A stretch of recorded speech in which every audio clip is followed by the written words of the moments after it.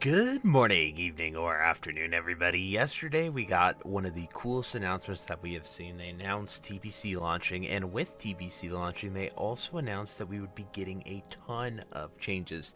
Now, yesterday's video, I just sort of covered the initial launch announcement and some stuff in there that was really speculative and interesting, but now we actually have the time to cover even more changes that they announced shortly after that. But, you know, with video recording, sometimes you miss a little bit, and you always have to add extra. I will also say that a lot of the paragraphs that we highlighted on and keyed in on have been changed, altered, or removed from yesterday. So I don't know what it means. I really don't. It could still mean we're getting fresh, we're getting hardcore, we're getting a whole bunch of things, but time will tell, and we'll certainly know by January 13th, that's for sure. But without further ado, let's dive into these changes. I'll see you then.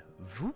So here is the PTR development note page for the Burning Crusade, and one of the biggest things is the PTR is just opening sometime this week, so we'll be able to have at least 2 months of testing before we even head to the pre-patch, I'd imagine, or it's just the TBC. Yeah, so this is actually the Outland, and you can go out there and do it. I guess there isn't much difference between the pre-patch and that, other than them opening up the Black Portal, letting us go there. So yeah, pretty cool with that.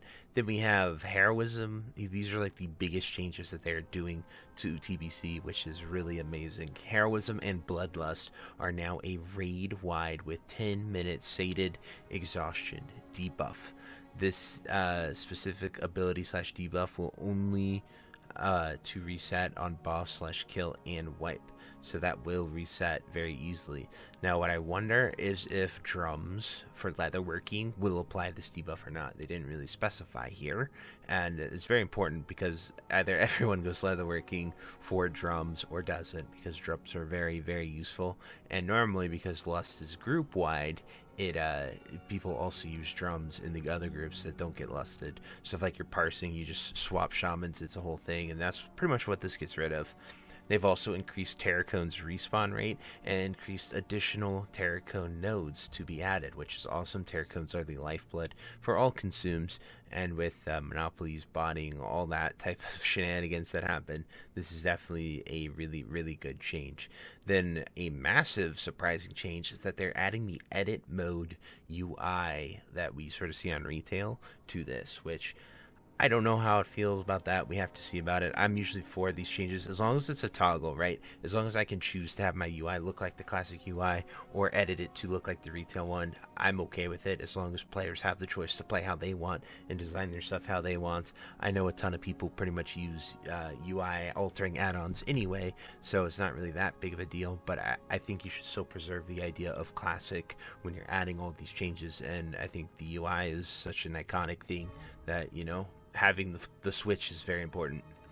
Then heroic dungeons. Each player's first character will be required to become fully attuned, hitting revered with the reputation. But upon doing this for each dungeon, players can then purchase a bag which contains a bind on account key to send to alts. And alts must at least be friendly reputation to use the key and grant attunement on that character. That is a massive quality of life for every alt. If you have done TBC, you know how much this is amazing. Like, I barely ever could do 2 characters on TBC. After that, it got way, way, way, way harder. And then raid attunements. Every player's first character will be required to become fully attuned for each raid, but upon doing so, that raid will be unlocked for all characters on the player's Battle.net account. Raids will also be in their post-nerf state. So I think last time around they gave us hard mode SSC and TK, like the original ones, and it broke a lot of guilds. A lot of people quit. A lot of people couldn't even kill it until it was nerfed. So I'm generally okay with this. I don't really know what Black Temple and Sunwell were like and where it's at, but I always like this because Classic, 1, it's not that hard anyway, and 2, I think it's about people experiencing the content and enjoying it and completing it far more than any challenge or competition. This is the second re-release of it, third all-time re-release of TBC. There's no real prestige in clearing all the raids again. It's pretty much become a speedrun parse fest anyway, so I don't really think that they need to be hard. but that's my personal belief. Then massive arena changes. So this first part just goes about their philosophy, and they're saying it felt good to make a team starting at 1500 and throw together some people to participate in 10 games to receive points each week without having to climb back up from zero. With Burning Crusade Classic Anniversary, we're interested in bringing that team's feeling back, encouraging players to participate in the system more than ever before. However, as we lean into the feeling of teams, we want you to be able to play with whomever you like without requiring you to make a team, so arena points earned are still based on your individual rating. Each character rating now starts at 1500 instead of 0. Once per week per character, you can buy gold to reset your rating back to 1500. This is only possible if you are below 1500. Ratings above 1500 cannot be reset, so if you int, you can recover very easily. The gold will be based on your team's bracket, and each 2v2, 3v3, and 5v3 has its own, or 5v5 has its own weekly reset. There are no requirements in order to be able to purchase PvP gear for any pieces except shoulders, 2000 rating, and weapons, 1700 rating. We want to maintain the prestige of earning some nice looking shoulders or titles for those competing for the top spots, but overall we'd like to make gearing up and participating in PvP more accessible at an entry level, particularly for players who might struggle to reach higher brackets. The overall cost of PvP gear has been lowered slightly. I'd like to see this honor or conquest, whatever it is. I guess it's arena points, not conquest, but you know, whatever currency it is. Then the faction reputation PvP gear will now be sold starting with the first arena season. They held this off on TBC 2020. I think it was a big mistake. It made a lot of people not really go into PvP, but now all the PvP players have a reason to grind the rep, get the gear. And a very important thing is that the item set bonuses for each of the faction PvP gear sets have now been combined with their honor gear equivalents. Grand Marshal High Warlords, that means you can get a mix of honor and reputation pieces to unlock the 2 and 4 set piece bonuses. That is awesome. They're pretty much saying no matter how you play, where you go, and what you do, you can get all your gear and put it together, which is nice. Then we have some realm transfer clarifications. Essentially, you'll be able to move your characters from November 25th to the 12th. If you want to go to Era, you'll go to Era. If you don't want to, you stay on the anniversary ones. And the anniversary ones will just go to TBC. So, pretty easy. If you want TBC, do that. If you want to transfer, do that. An interesting thing I'm going to do is, because I rolled Alliance originally on Night Slayer, if we don't get TBC Fresh servers, I'm going to move my Alliance over to the Arrow one, so I'll have a 60 character instead of deleting it, because I plan on going Horde for Night Slayer if there's no Fresh server, but we'll see with that. But something to think about, something unique that you can do. And for hardcore characters, there is no Burning Crusade hardcore realms during the transfer window. See, like they say, during the transfer window. So it kind of makes me think like they might be adding hardcore later on, especially with that stuff that we saw yesterday that is now deleted.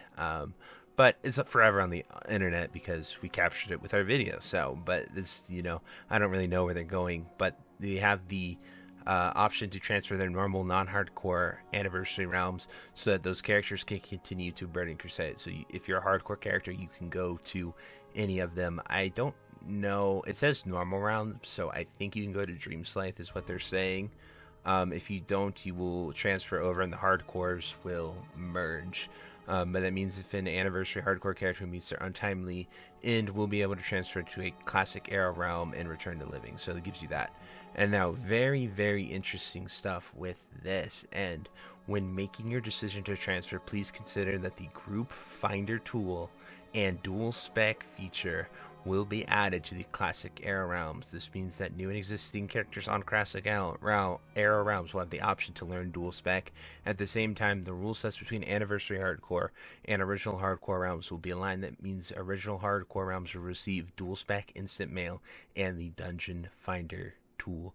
There are no changes no other changes are planned for Classic Era realms or Hardcore realms. And they sort of talk about how great of a quality of life things and how this is, and because they have to merge them together, this is why they're doing it, is sort of that explanation right there. But we saw how much the people rioted when they when they did this originally. Like, people lost their shit when they did Alliance Friend for Era, as well as when they did Alliance Friend, and they also did Druid Polearms, and they absolutely lost their mind. So I'm sure the devoted Era players are absolutely going to lose their mind over these changes. They are some of the most stubborn, or I guess dedicated players. They hate changes of any kind, no matter what.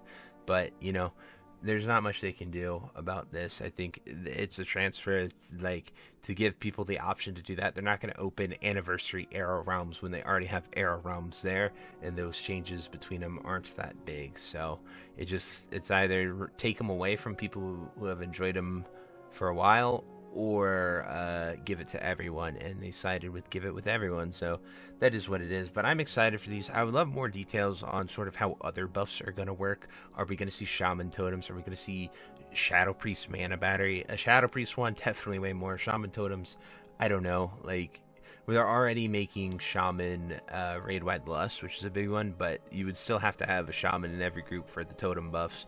So it kind of really takes away a lot of Shaman prio and how much people want Shamans and how desired they are, regardless of the spec. But I don't really know where they're going to go with that. Same with Boomkin buff. Like, we could wrath it up and everything becomes raid-wide and it's no longer that big of a deal, which people might like.